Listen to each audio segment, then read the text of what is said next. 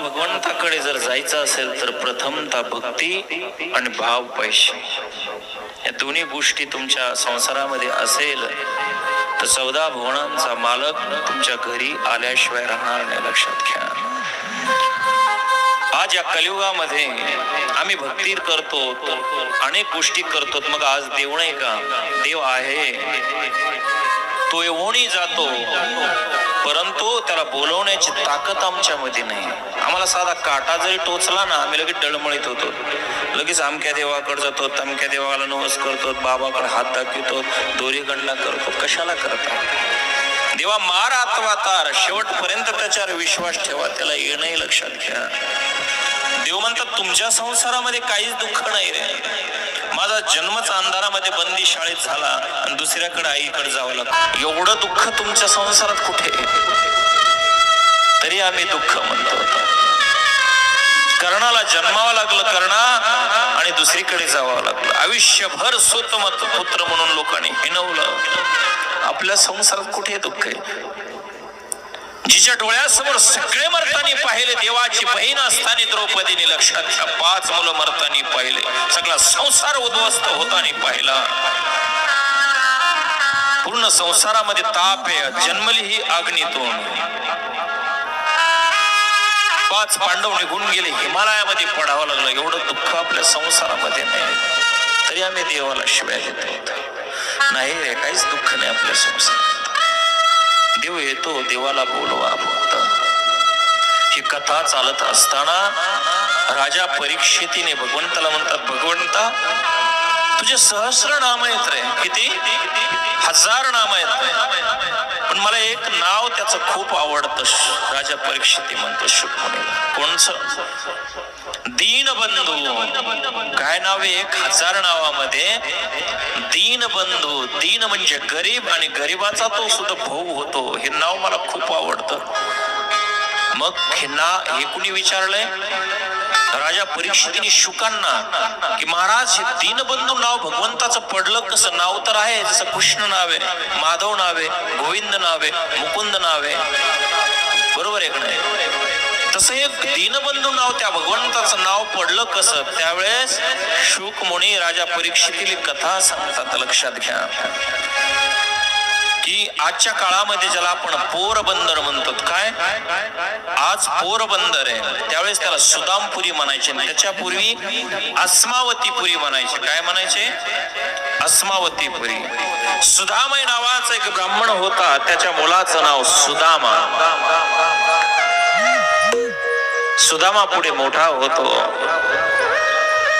गुरुकुलमध्ये भगवंतासोबत अभ्यास करतो. ही कथा सगळ्यांना माहिती आहे, पण समाप्तीच्या दिवशी कथा भागवतामध्ये घेतात. गोड मिलनाने या भागवत कथेची समाप्ती होत असते, म्हणून ही कथा घ्यावी लागते. खूप मोठी कथा आहे, पण वेळ नाही, थोडा स्पर्श करतो. लक्षात घ्या. पुन्हा सुदामा आल्यानंतर दरिद्री फार अवघड असते. लक्षात घ्या. या सुदामाच्या पत्नीचं नाव सुशीला. 4 मुलं होते. दुष्काळ पडला, घरामध्ये खाण्यासाठी काही नाही. सुदामा भिक्षा मागायचा. त्या दिवशी भिक्षा आलेली नव्हती. रात्री मुलं फक्त पाणी पिऊन त्या ठिकाणी पिठामध्ये गाडगे असायचे. पूर्वीच्या काळामध्ये गाडगं उलट करून पांढरं पाणी केलं आणि मुलांना पाजलं. त्या 4ही मुलांना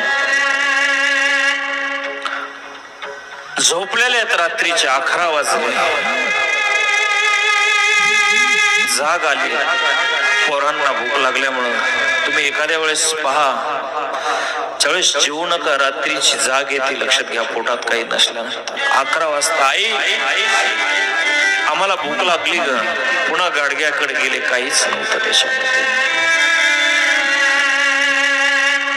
कसं तरी त्या गाडग्यामध्ये गरम पाणी टाकलं, फिरवलं, आणि ते गरम पाण्याचं पेच त्या मुलांना पाजलंय. असू शकत.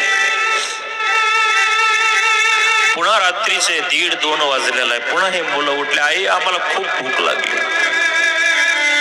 आता तर काहीच नव्हतं गाडग्यामध्ये. एका वाटीमध्ये मीठ टाकलं, होठावर जीभ चिटकू नये म्हणून त्या सुशीलाने ते मिठाचं पाणी होठावरती फिरवलं पोराच्या. असं म्हणतात भूक लागल्यानंतर ती राहत नाही, पण झोपा येत नव्हत्या. शेवटी त्या सुशीलाने मुलांच्या पोटांना असा एक कपडा बांधलेला आहे. असं म्हणतात पोटाला बांधल्यानंतर भूक शांत होते. ओढ म्हणतात त्याला. ते पोटाला बांधल्यानंतर भूक कमी झाली. मुलं झोपले. सकाळी सुशीला उठते आणि म्हणते, पती अहो काहीतरी करा ना.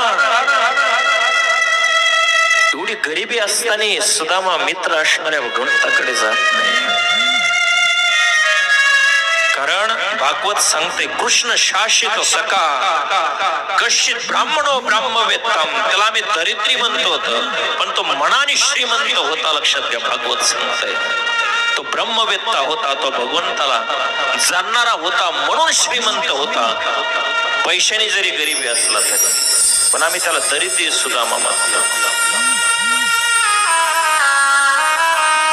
ती म्हणते, तुमचा मित्र राजा आहे द्वारकेला, त्याच्याकडे जाणार. मनामध्ये विचार करतो सुदामा, माझा मित्र आहे पण मला ओळखील का हो?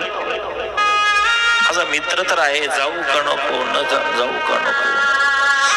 शेवटी मनाने निर्धार केला. पत्नी म्हणते तर जाऊ, पण त्या भगवंताला काय देऊ, माझ्याकडे काही नाही मित्राला. खाली हाताने जाऊ नये ना. रिक्त हस्तेन पश्यन्ते राजानाम देवता गुरु. खाली हाताने राजाला भेटू नये. रिक्त हस्तेन पश्यन्ते राजानाम देवता म्हणजे ईश्वर, आणि गुरु म्हणजे आपले साधू किंवा आपले गुरु. त्याला खाली हाताने कधी भेटू नये. लक्षात घ्या, हे शास्त्र सांगतं. म्हणून आज बी आपण काहीतरी देऊन भेटतो ना, भेटलं पाहिजे. ज्याच्यापासून आपण काही दोन शब्द ऐकले त्याला काहीतरी देऊन. म्हणून सुदामा म्हणतो, मी काय घेऊन जाऊ. ती 4 घरामध्ये गेलेली. लक्षात घ्या, याचित्वा चतुरो मुष्टीन विप्रान प्रत्युक तंदुलेन चैल खंडेन तान बद्धान भद्रे प्रदा दुपायनम. असं भागवतामध्ये श्लोक आहे. 4 घरामध्ये वेगवेगळे तांदूळ त्या ठिकाणी गोळा केले. एक जीर्ण कपड्यामध्ये पोटली बांधून सुदामा जवळ दिली. सुदामाने ती कमराला बांधली आणि विचार मनात नसताना त्या ठिकाणी आपण बऱ्याच वेळा तुम्ही गाणं ऐकलं असेल, भजन ऐकलं असेल, न चाहते हुए भी पत्नी कहने के बाद. तिने सांगितल्यानंतर सुदामा निघाला. पायामध्ये चप्पल नाही, आणवाणी पायाने चालत होता. पायाला फोड आलेले. ना तन पे हे जामा, ना सर पे हे पगडी.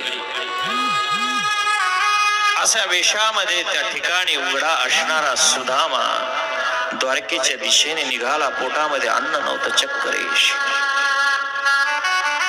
एका वृक्षाखाली बसला. झोप लागल्याने